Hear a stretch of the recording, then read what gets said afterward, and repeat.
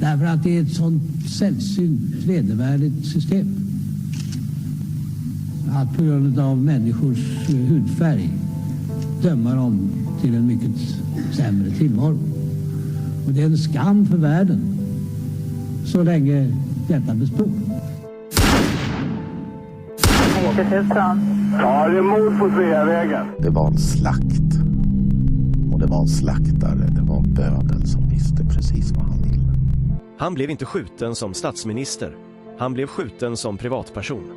Polisen säger att mordet av allt att döma var mycket noga planlagt. Och alla personer med walkie-talkies på varsin sida om Sveavägen som man hörde liksom. Jag trodde att man i mordutredningar alltid gjorde bandade förhör med de väsentliga personerna som har funnits på platsen och som är viktiga. Makalöst ointresse. Det är klart att man försöker liksom suggerera sig fram till att få ihop bilderna om man nu var säker på att det var dem, så vill man ju få det att överensstämma med sitt eget vittnesmål. När sanningen om det här kommer fram så kommer det svenska samhället att förändras i grunden. Sydafrika, vilket jag personligen tycker är ett ganska intressant uppslag med tanke på att det är en ganska konkret motivbild. Det pratas mycket om Sydafrika och det är flera personer som har tagit kontakt med oss och haft intressanta synpunkter på det här uppslaget. Fick Craig veta att Palme var nyckelpersonen i att ena sydafrikanska anti-apartheidrörelsen. Det var min tanke och det har jag trott allt sedan dess.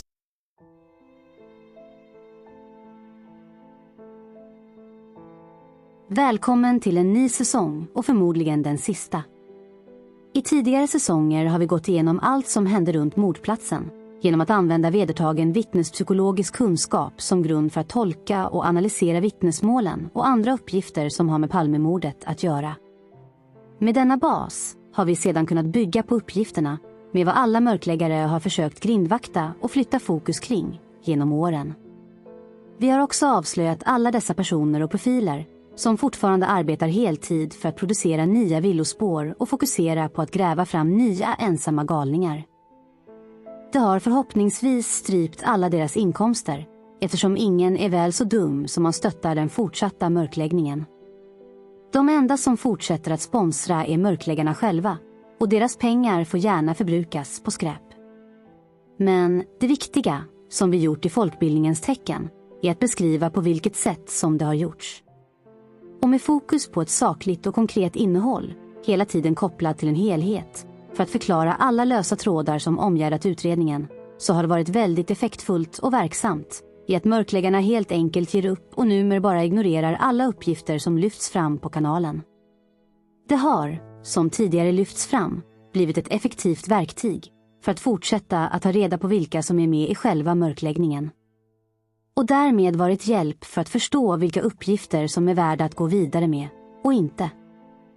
I denna del och säsong kommer vi att börja för större resonemang inom alla de olika områden som har utretts, vilket kommer att ligga till grund för vad man kan ta med sig in i slutsatserna om vad som ligger bakom den tidiga och oåterkalleliga mörkläggningen.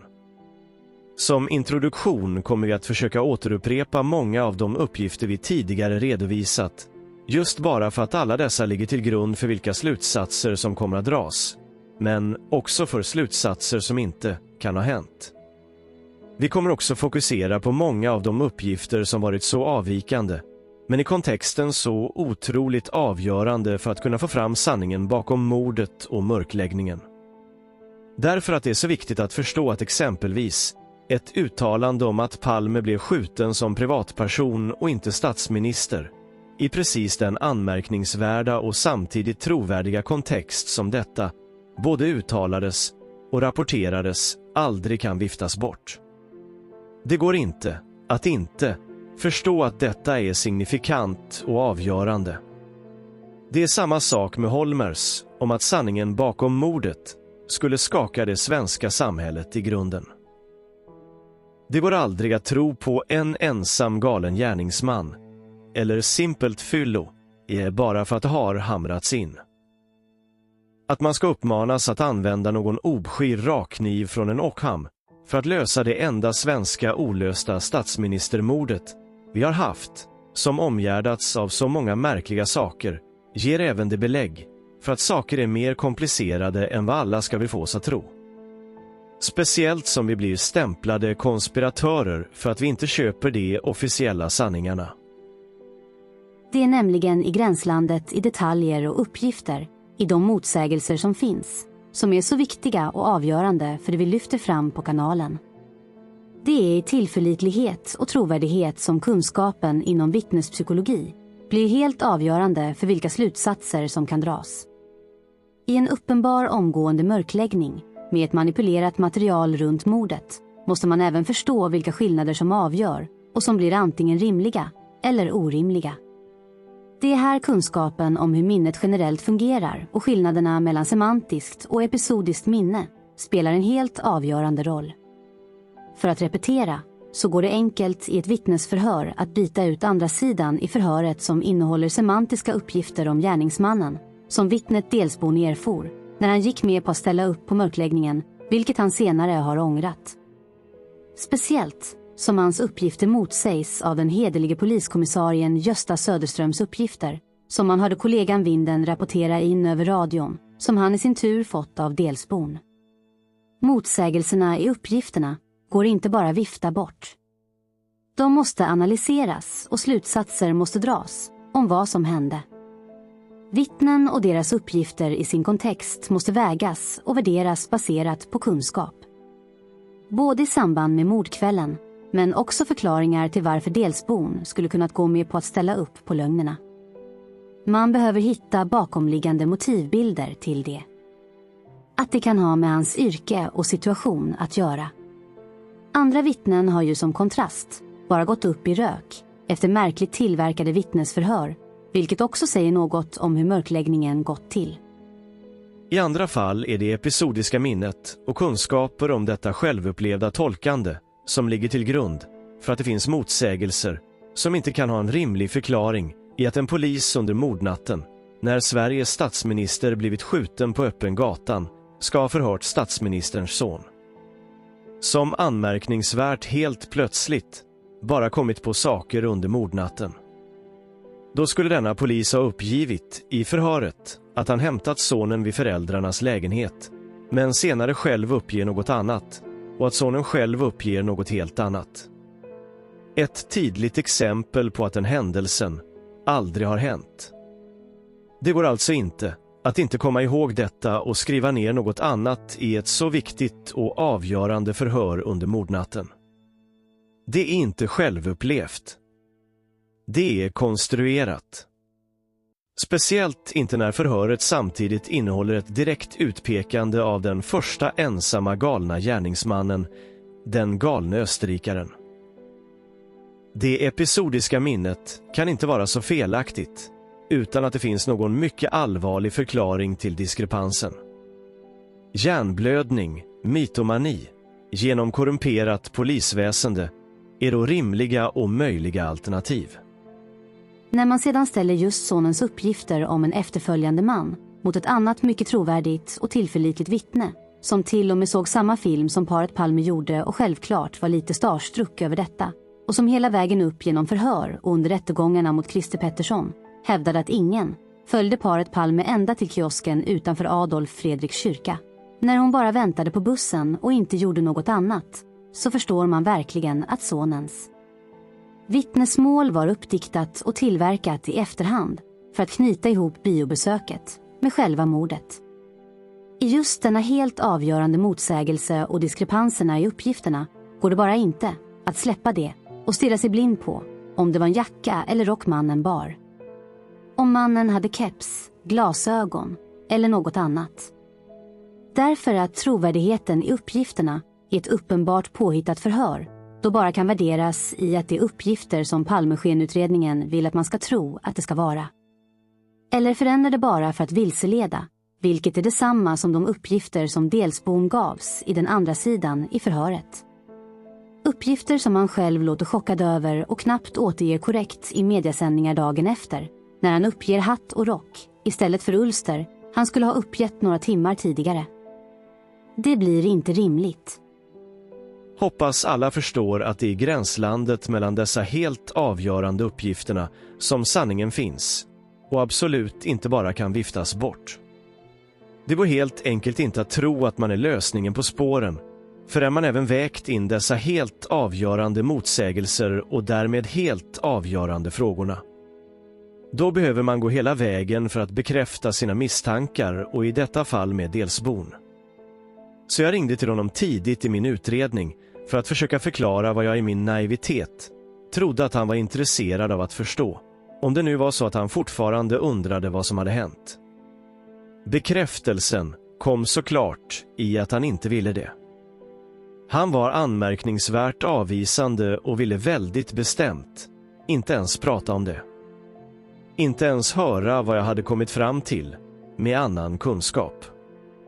Även det bekräftar alltså hur involverad och medveten han varit i mörkläggningen.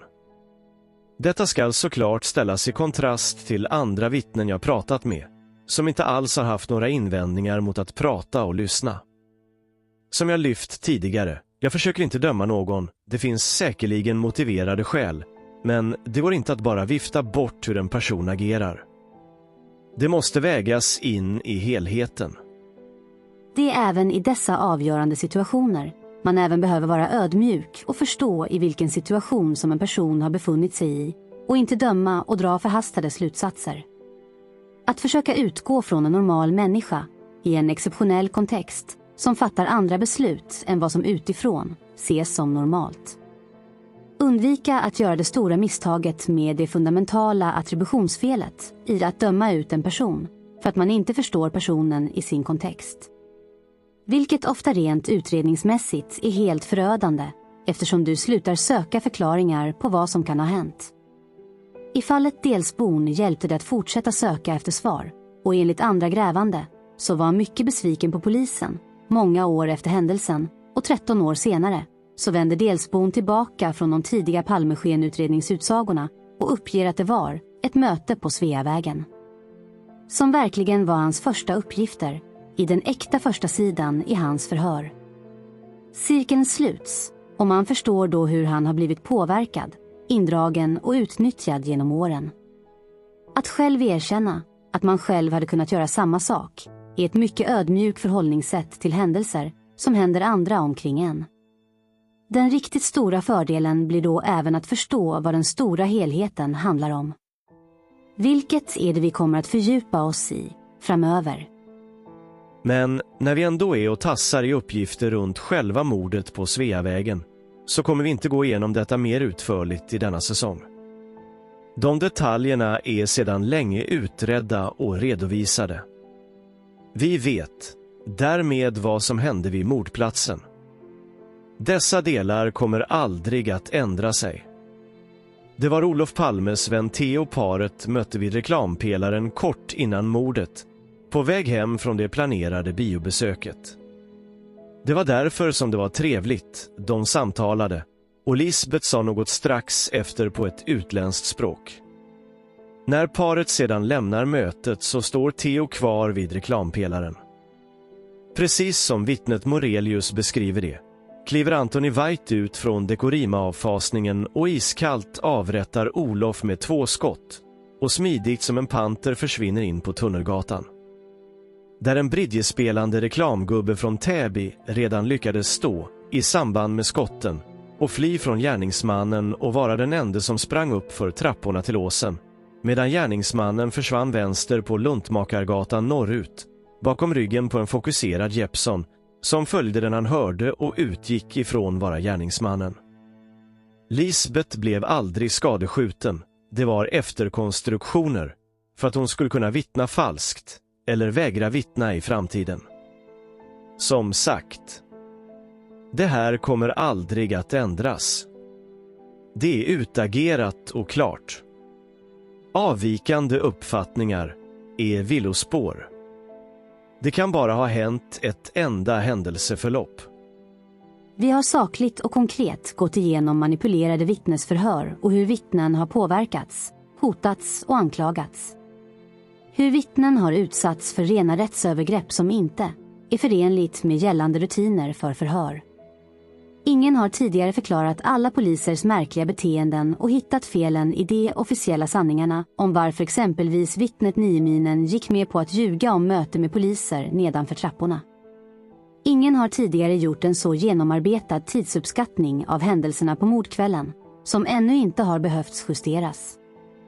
Hur en taxibil bara flyttades veckor efter mordet för att Palmeskenutredningen skulle skaffa sig fler tillmötesgående, lättmanipulerade vittnen som i rätten inte hade några problem att se gärningsmannen springa upp för trapporna, trots att han blev upplyst om av en försvarsadvokat att det var en total omöjlighet. Med mycket av detta återupprepat igen, så måste ödmjuka personer förstå att det är kunskap, arbete och engagemang som ligger bakom allt detta. Väljer man därefter att fortsätta att läsa förhör innantill, utan att ens ställa uppgifter mot varandra, så får ni ta detta på vilket sätt ni vill, men det behöver sägas. Det är som att göra om samma misstag hela tiden, men ändå förvänta sig nya resultat. Att fortsätta köpa det säger en hel del om er själva. Frågan blir då, om ni ens har kunskap att förstå att något kan ligga utanför er egen kunskaps- eller erfarenhetsbank. Att ni inte har förutsättningarna att utmana en verklighet omkring er. Då är det nog dags att ställa er frågan om ni verkligen tror på lögnerna ni blivit hjärntvättade, att det bara var tidiga misstag och slarv som gör att vi har ett snart 40 år gammalt olöst statsministermord på halsen. Inte ens kunna se det märkliga och uppenbara mönstret i att flera olika ensamma galningar pekats ut som statsministermördare genom åren. Att förstå att mörkläggningen redan började kort tid efter mordet och att det är det som förklarar alla konstigheter som kantat fallet genom åren. Poängen är inte att trycka ner någon som är nybörjare eller slaviskt tror att allt som står i material eller tidningar är korrekt. Poängen är att förstå att verkligheten kan vara mer komplex och att den svenska historien, politiska eliten och stats- och MS-medias livsfarliga makt över våra liv gjort oss till slavar under en mörkläggande propaganda under så många år. Och om det finns en enkel lösning så hade nog någon annan hittat den. Om detta beror på den mänskliga orimliga egenheten att tro att man är bättre än andra, som har visats i psykologiska experiment, där många uppfattar sig själva som bättre än genomsnittet på att köra bil, så visar det sig att en större del tror det, trots att det statistiskt inte är möjligt. Det följer som vanligt samma normalkurva som det mesta inom statistik. Poängen med att även vara saklig i kritiken mot alla andra som grävt i fallet genom åren är att poängtera att allt material finns och funnits tillgängligt för att ha kunnat lösa mordet och att det bara är kunskap och ett ihållet engagemang som är skillnaden. Ett engagemang som ofta kommer av att man hittar nya avgörande uppgifter för att man förutsättningslöst, kunskapsmässigt, frågemässigt fortsätter att gräva i det som finns tillgängligt. Hur olika pusselbitar har plockats upp, mer relevanta uppgifter och andra irrelevanta pusselbitar har sorterats bort eftersom de hör till andra pussel eller är framsågade av Palmeskenutredningen för att dölja mönstret i helheten.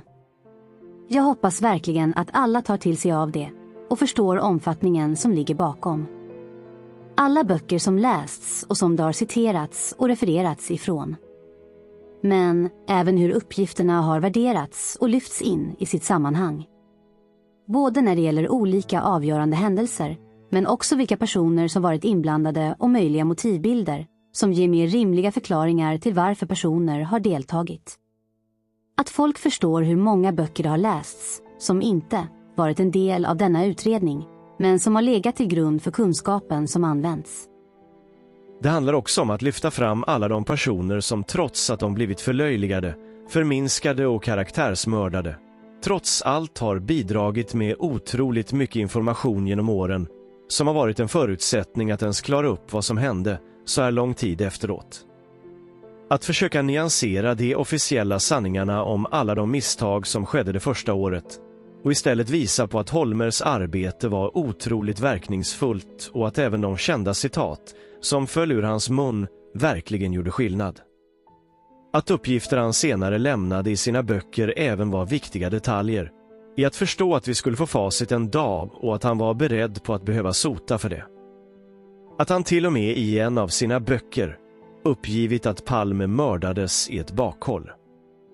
Vi har även gjort många avstickare i konkreta uppgifter för att folkbilda om att det kan vara stor skillnad på uppgifter och slutsatser som allt för ofta blandas ihop och som ska göra allt svart och vitt, istället för att man sakligt håller sig till varje uppgift, var och en för sig. Hur många av de tidigare grävande personerna som både lämnat helt avgörande uppgifter men sedan själva dragits med annat och drar helt felaktiga slutsatser. Men vi har ofta givit rimliga förklaringar till hur det kan ha blivit så. Som Sven Ahner om polisen som befann sig vid mordplatsen och som man verkligen försökte få att stämma honom i sin övertygelse därför att det hade i alla fall lett till att sanningen kunde komma fram. Det priset var alltså Ahner beredd att betala för allas vår skull. Vi lyfter fram Lars Krantz och hans erfarenheter om hur Palmeskenutredningen försökte idiotförklara och vifta bort alla konkreta uppgifter som han lämnade till utredningen. Misstrod det mesta han informerade om, så till en grad att han började tvivla på sig själv, vilket helt klart kan leda till att en kreativ och driven person börjar att se misstroenden överallt när ingen tar en på allvar. Vi har även redogjort för riktiga övertygade sjuklingar fortfarande får möjlighet att förpesta forumen med sina sjuka teatermordsteorier, men även här kartlagt personerna och kan förstå hur de otroligt vilsna börjar tro på rena sagor för att sedan få alla belägg de hittat passa ihop med denna teori. Men även att Hedberg i sitt grävande kan ha samlat någon viktig information han själv inte ens förstår viktigheten i. Som att vittnet vid Smala gränd bara hade fått se 3 bilder på möjliga gärningsmän genom åren och vägrade uttala sig utan att rådfråga Palmeskenutredningen först.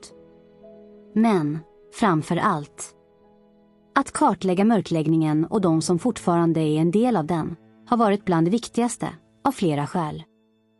För att det har varit lättare att fokusera på att gräva i det som förminskas och viftas bort. Att lyssna efter vad som inte ens nämns, men som bara måste vara relevant.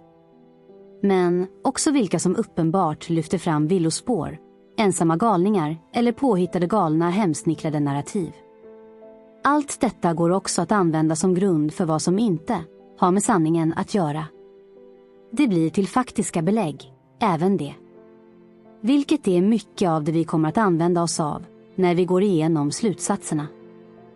Vi har även granskat, kritiserat och kommenterat andra kanaler och forum som sprider villospår och ger sig på vanligt grävande personer, eftersom det både avslöjat att mörkläggningen fortfarande pågår, också vilka som ligger bakom och på vilket sätt som det görs på. Ibland har detta skett på ett avsiktligt provocerat sätt, eftersom det är det enda sättet att få en reaktion, och då konkret innehåll som kan analyseras och användas emot dem. Då har istället reaktionerna varit intressanta att belysa för att andra ska förstå vad som pågår. Men visst har det kostat på genom att bli hotad med polisanmälningar, nedstängning av kanalen och hot om fysiska angrepp. Det viktiga har även i dessa situationer varit att lyfta fram att det alltid har varit en saklig kritik som det enkelt hade kunnat gå att svara på om ett intresse för att diskutera det sakliga hade varit intressant. Men det är det inte, vilket är väldigt avslöjande. Hade podden efter sina 400 avsnitt i många år svarat på kritiken som förs fram om allt som undvikits i samband med Sydafrikaspåret, så hade diskussionerna varit annorlunda. Men att de inte ens gör det säger alltså en hel del om vad deras fokus ligger och hur de arbetar för att fortsätta mörklägga sanningen.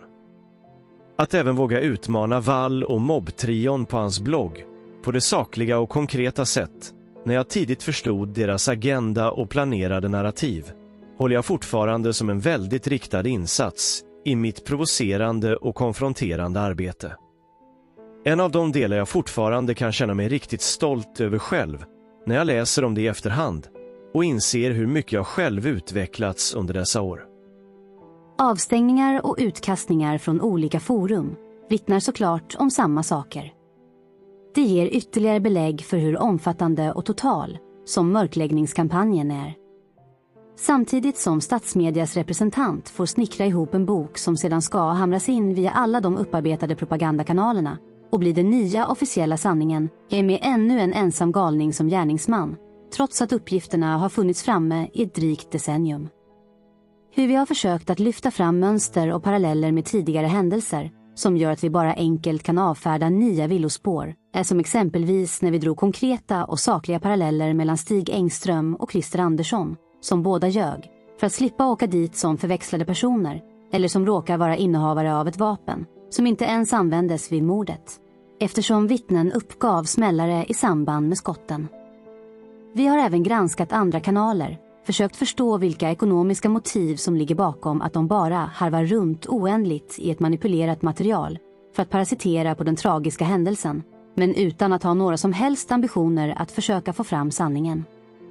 Eftersom hade man varit intresserad av det och inte låtit sin vilsna övertygelse styra, så hade man varit mer mottaglig för sakliga argument och genuina diskussioner och inte sitta och svamla och fokusera på antalet visningar på sina videos.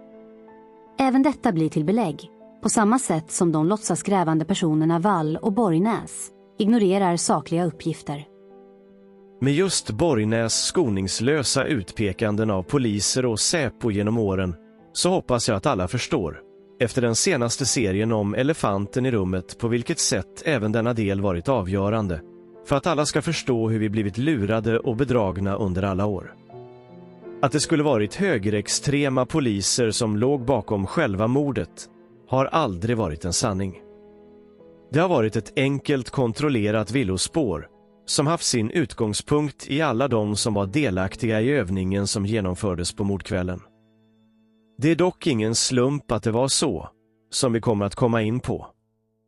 Precis lika idiotisk som att tro att Stai Behind låg bakom själva mordet när de bara var inblandade i övningen på mordkvällen. Olof Palme var ju till och med på deras möten, som chefen för Stai Behind uppgav innan han avled. Men för alla er som fortfarande tvivlar, eller kanske inte vill förstå, så ska ni se klart även denna säsong, för att verkligen ge er en möjlighet att få svar på även dessa frågor. Hur två olika händelser kunde ske samtidigt. Om man får säga det själv, så är detta en av de mest grundliga utredningar som jag hört talas om, och i alla fall ger fler svar än skapar nya frågor än alla de andra tillsammans tidigare. Speciellt när det gäller Palmemordet. Det är fortfarande en mycket relevant och avgörande kunskap som har legat till grund för de flesta av uppgifterna och analyserna i materialet. Och med det sagt är det minst lika avslöjande att frågor, nyfikenheten eller beundran för hur den kunskapen har tillämpats på materialet har varit extremt avslöjande icke-existerande. Trots alla andras pinsamma försök att smyga in vittnespsykologiska begrepp och lösryckta teorier för att passa ett körsbärsplockat vinklat narrativ. Som tur är har de som försökt insett hur avslöjande det varit och upphört med detta vanskliga djupa vatten och tunna is de varit ute på. Helt utan kompetens. Men även det sätter fingret på något viktigt. Mönstret i att inte ens gå in i uppgifter som är relevanta, eftersom att lyfta något utan att så uppenbart förminska sakerna faktiskt gör det relevant. Det är därför som poddens vinklade förminskningar blir så tydliga. För vad ska de annars göra för alla pengar som de får för att hålla på år ut och år in? Samma som när de väl tvingas att belissa Sydafrika, så sitter de bara och högläser tillrättalagda förhör som redan finns tillgängliga för alla att läsa. Vad ska de annars göra? Vad tror ni skulle hända om de faktiskt berättade om Boris Erssons uppgifter från hans dokumentärfilmande i Sydafrika? Om Boris möten med personer som visste precis vad som hade hänt på mordkvällen på Sveavägen och vilka som var inblandade. Eller alla de avslöjande saker som Boris redogjorde för i förhöret i Luleå 1996. Då skulle ju folk få upp ett intresse för hela Sydafrikaspåret och förstå att det vi fick reda på i Kalla faktas program 1996 är precis det som hände. Tror ni att podden skulle få mer pengar att fortsätta mörklägga då? Vilket leder oss in på all den kommunikation jag haft med personer som grävt i mordet under åren. Man kan lugnt säga att responsen har varit avslöjande sparsam och anmärkningsvärt avståndstagande. Eller som jag ännu inte avslöjat, att jag har mejlat i princip alla personer i politiska partier och deras ungdomsförbund, samtidigt som jag skickat mejl till alla personer med mejladresser inom MS Media.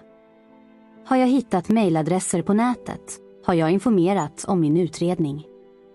Jag har velat ge alla dessa möjlighet att lyfta på locket och vädjat till deras moraliska kompass. Som jag även i folkbildningens tecken har försökt att redovisa som märkligheter i detaljerna. Redovisningarna om personer som inte alls har problem att okritiskt lyfta fram Jordås hemsnickrade narrativ, samtidigt som man mästrande härskartekniskt dödar all form av privatspanarentusiasm med det oförklarade argumentet att det inte är bästa för Sverige. För många har säkert allt detta varit ointressant, men för mig blir alla dessa pusselbitar i ett stort pussel, eller som hjälten Engström uttryckte det, man ska i alla fall inte plocka bort pusselbitar som hör till pusslet. Självklart är pusselbitarna olika stora och har avgörande betydelse för att man ska kunna se den färdiglagda bilden. Då är citaten skakas i grunden, är han dog som privatperson och skjuten i ett bakhåll, även viktiga och avgörande pusselbitar. Poängen med detta introduktionsavsnitt inför den 3:e säsongen är att alla nu kanske kan förstå vilket arbete som ligger bakom och att det nu finns den genuina fördjupning som ger mig en möjlighet att dra de slutsatser som är möjliga baserat på allt vi gått igenom.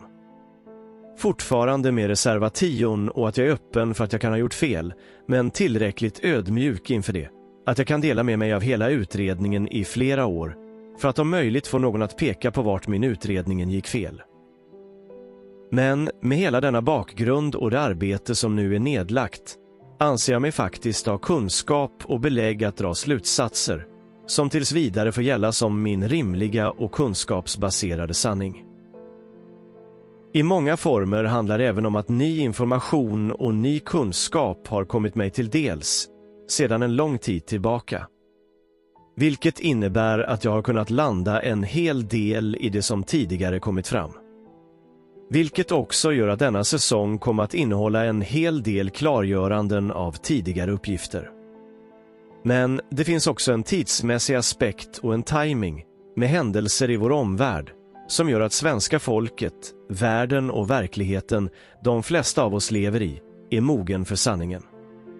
Och att vi nu framöver har en möjlighet att få den bekräftad på riktigt, så att alla de som anklagat oss privatspanare för att ägna oss åt konspirationer kan bli uppläxade för alltid. För att inte helt förekomma själva helheten, men samtidigt ge en ledtråd om vart vi kommer att hamna till slut, så att personer får börja ställa om sitt tänkande och sitt nyfikna konstruktiva sinne, så är det valet i USA som är den avgörande händelsen för att om möjligt få helheten bekräftad. Det är också avgörande att den framvalda presidenten väl får kliva på sitt ämbete utan att någon ny ensam galning ska hinna ta livet av honom. Med syftningen på vad som också skulle ha hänt runt Palmemordet i alla utpekanden genom åren. En andra timing handlar om respekten för att de som bidragit med riktigt mycket bra och relevant information inte ska råka illa ut i onödan. Därför har alltså saker sin tid och plats även i när man lyfter fram det. När vi kommer till denna information kommer ni förstå vad det har handlat om. Så även om jag sedan ett bra tag tillbaka har förstått mer av helheten, så har det inte funnits möjlighet att vidga perspektivet ytterligare, med risk för att de mörkläggande krafterna ser till att ännu mer dölja de viktiga spåren. Men det har också inneburit att helheten har fått landa ordentligt, och att det nu är mycket tryggare att lägga fram alla uppgifter och alla belägg som stärker denna helhet. Och samtidigt redovisa ett tydligt upplägg i vad som möjligen hände innan, under och efter mordet på Sveavägen. Som avslutning denna gång läser vi upp inlägget jag gjorde i samband med resultatet av valet i USA, för att om möjligt ni ska förstå vart vi är på väg i ljusläggningen. Förhoppningsvis kommer det att inspirera sanningssökarna och skjuta mörkläggarna i sank. Så kommer vi i nästa del titta på mer konkreta detaljer och omständigheter. Tjena! Det får bli ett extra inlägg på kanalen denna vecka, då det hänt något mycket stort och positivt ur kontexten kring Palmemordet. Flera av er har säkert redan förstått en del av mina antydningar i många av de videos som producerats på kanalen. En del av er har redan tagit in många av de belägg och sedan länge kvarvarande frågor. Många kanske redan har förstått hur stor mörkläggningen är och vilka möjliga krafter som ligger bakom, baserat på den självgoda, ryggdunkande, överdrivet självsäkra, på gränsen till hånande attityd som förpestat Palmemordskretsen alldeles för länge. Hur den politiska eliten i Sverige så länge har bedragit den egna befolkningen i sitt eget land baserat på rimliga självbedragande, stora, starka politiska och ekonomiska skäl. De flesta har förhoppningsvis äntligen tagit in och accepterat det mycket rimliga och belagda händelseförloppet vid mordplatsen under mordkvällen som presenterats på kanalen. Min egen tolkning av de reaktioner och avsaknaden av andra tyder på att många nu respektfullt börjar förstå vilken kunskap som denna gång används på samma tillgängliga material som alla andra haft tillgång till länge och respekterar engagemang som under flera år nu lagts ner i folkbildningens tjänst. Men förvånansvärt få, om en någon, har egentligen ställt den otroligt avgörande frågan med tanke på allt som presenterats på kanalen om vad som konkret och sakligt hände på mordkvällen. Var det verkligen en slump att en topphemlig Stay-Behind-övning genomfördes samtidigt som Olof Palme träffade sin vän Theo från Kreta utanför Dekorima? Samtidigt som en betald yrkesmördare från södra Afrika stod i hörnan vid Dekorima-avfasningen och väntade på att iskallt genomföra slakten. Möjligen ställer sig många andra redan denna mycket relevanta och avgörande fråga. Det är nämligen knappt någon som lyft och pratat om det sammanträffandet och den slumpen. Det ska ju dock hamras in och vara en mycket mer trovärdig slump att någon ensam galning såg Sveriges statsminister en kväll på stan med sin fru, son och dennes flickvän och galet impulsivt hämtar skaffar en mindre kanon för att 2 timmar senare, hundratals meter därifrån, bestämma sig för att kallblodigt mörda Sveriges demokratiskt valda statsminister och lyckas komma undan med det. För svenska polisen är så inkompetent. Det finns helt enkelt ingen slump i det som hände samtidigt. En kall februarikväll 1986. Nu har äntligen valet i USA genomförts och man kan lugnt säga att möjligheterna för att verkligen lyfta på locket till mörkläggningen runt Palmemordet aldrig haft en större potential.